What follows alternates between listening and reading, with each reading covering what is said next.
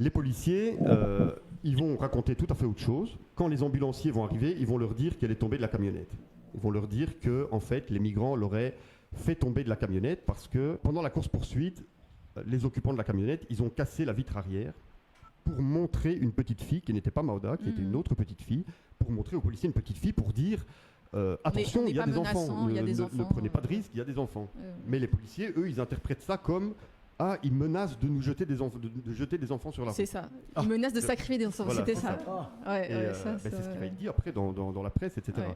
Et donc ils vont dire ça aux ambulanciers. Ils vont dire elle est morte parce qu'ils l'ont fait tomber de la camionnette.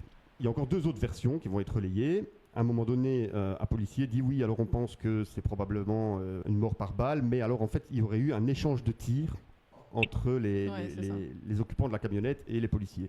Et que donc ça aurait été une sorte de fusillade comme ça. Mais il dit ça, il invente ça de toutes pièces parce que les occupants de la camionnette ont tous été fouillés, aucun n'était armé, donc c'est un mensonge, voilà, à nouveau de toutes pièces. Et puis un dernier mensonge qui va figurer dans le premier rapport de police rédigé la nuit même, ça va être, et ça c'est le pire, les occupants de la camionnette auraient utilisé le corps de la petite pour briser avec son crâne.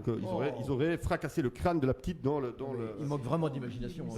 Comment croire cela ? Comment croire ça ? C'est ça qui est fou, c'est que ça a été incroyable, répercuté dans la presse et que des milliers de gens l'ont cru. Et ça figure, c'est le premier rapport de police rédigé cette nuit-là. Ces versions vont être relayées dans la presse parce qu'il y a une certaine presse qui relaye systématiquement les versions policières. Qui a envie de croire ça, sans le moindre recul. Donc on a des titres de journaux qui disent une enfant volontairement sacrifiée, les migrants sacrifient leurs enfants, etc. etc. Les policiers, ils vont raconter tout à fait autre chose.